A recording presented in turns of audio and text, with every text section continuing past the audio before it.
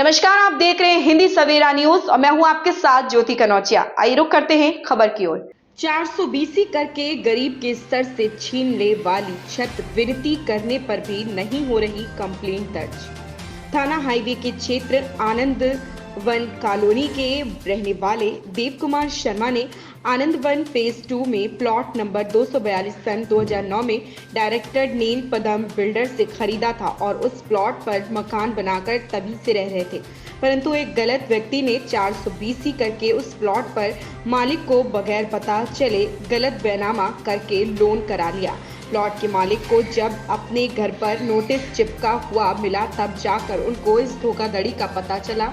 इस मकान पर लोन है। प्रार्थी के मकान की नीलामी 28 जून 2024 तारीख हो रही है।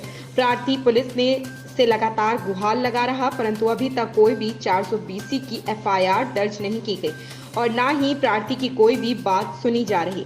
प्रार्थी लगातार 2 महीने से थाने चौकी के चक्कर काट काट के परेशान हो गए कि अगर उसके सर से छत चली गई तो वह अपने बाल बच्चों को लेकर सड़कों पर कहां भटकेगा। जब प्रार्थी एसएसपी कार्यालय पहुंचकर विनती की तो वहां से भी सिर्फ आश्वासन ही प्राप्त हुआ। एक तरफ घर की नीलामी की तारीफ पास आ रही और एक तरफ प्रशासन दुखियारे को सिर्फ दिलासे दे रहे हैं। घटना ये हुई है कि आनंद वन फेज 2 में मेरा प्लॉट नंबर 242 था, जो मैंने 2009 में नील पदम प्राइवेट बिल्डर से लिया था। अब मैं उस पर जो अपना मकान बनाकर जब से रह रहा हूँ मैं, लेकिन किसी भी गलत व्यक्ति ने और उस पर जो है 420 करके और गलत बैनामा करा करके उस पर लोन ले लिया है। अभी मेरे पास तो जब नोटिस आया है, मेरे मकान पर नोटिस लगाया, जब मुझे पता चला है कि मुझे इस पर कोई लोन है। अब वो नीलामी कर रहे हैं 28 तारीख को। अब मैं पुलिस के पास सबका जा रहा हूँ, लेकिन कोई सुनवाई नहीं कर रहा किसी प्रकार की। मेरा तो घर भी चला जाएगा, सब कुछ चला गया मेरा। अब मैं कहाँ जाऊँ? आपके नज़दीकी थाने में कितने समय पहले आप मिले थे? नज़दीकी थाने में तो मैं 2 महीने से चक्कर काट रहा हूँ, लेकिन वहाँ कोई पहले कोई सुनवाई नहीं हुई।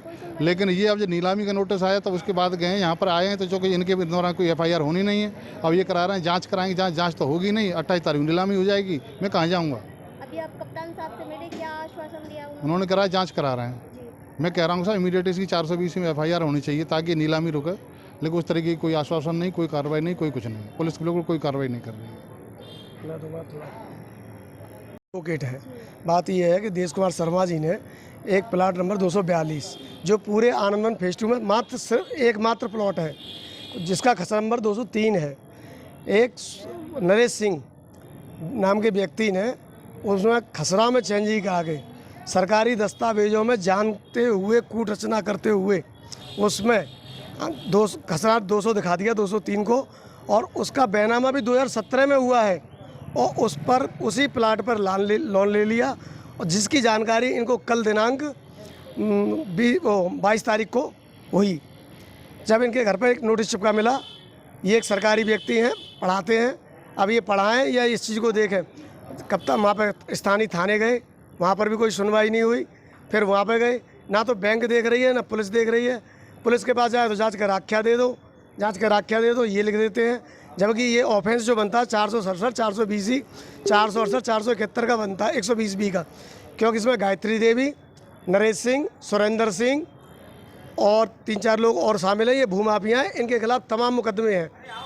गायत्री देवी के खिलाफ चार्जशीट फाइल हो चुकी है। इन लोगों के खिलाफ NBW वारंट चल रहे हैं। इलाका पुलिस गिरफ्तार नहीं कर रही है, थाना क्योंकि ये जो है सत्ता पक्ष के लोगों के साए में है और इनका कुछ पुलिस इनके खिलाफ कोई कार्रवाई नहीं कर रही है, कोई गिरफ्तारी नहीं कर रही है। NBW वारंट कोर्ट से आ रही है। अभी आपने एप्लीकेशन लगाया, कप्तान साहब ने क्या कहा है? कप्तान साहब ने ये कह दिया जांच करिए, सीओ साहब से मिलिए। सीओ साहब से मिले तो सीओ साहब कहते हैं, अभी सीओ साहब के पास सीओ साहब रिफाइनरी बैठी हुई है। पहली बात तो ये है कि मतलब एक बताइए, अब इतनी सारी चीज़ें होती हैं, आप लोगों को बराबर प्रार्थना पत्र दे रहे हैं और आप जो कोई सुनवाई नहीं करते, ऐसे मामले में तत्काल सबसे पहले तो एफआईआर मुकदमा पंजीकृत करना चाहिए। एक सरकारी कर्मचारी वो अपनी ड्यूटी करेगा या वो अपनी ज़मीन की देखभाल करेगा, उसके मकान पर कोई दूसरा व्यक्ति नाम ले रहा, लोन ले रहा नरेश नाम का। 2017 में वो जो व्यक्ति बैनामा करवा रहा है और 2009 से रह रहे हैं, और ये 2009 से उसमें निवास कर रहे हैं मैं परिवार के, और कई बार वो व्यक्ति इन पर जानलेवा हमला भी कर चुका है और उन्होंने लोन ले रखा है। तो हमारी तो यही प्रेयर है कि शासन इसे सुने और शासन इस पर तत्काल एक्शन ले, क्योंकि इसी तरीके से जुल्म का बढ़ावा होता है, अपराध होते हैं और अपराध को ये प्रशासन ही करवा देता है इस तरह से। क्योंकि जब प्रशासन अंधे का मूक दर्शक बना रहता है तो फिर अपराध जन्म लेता है। इस खबर में बस इतना ही। बने रहें हिंदी सवेरा न्यूज के साथ।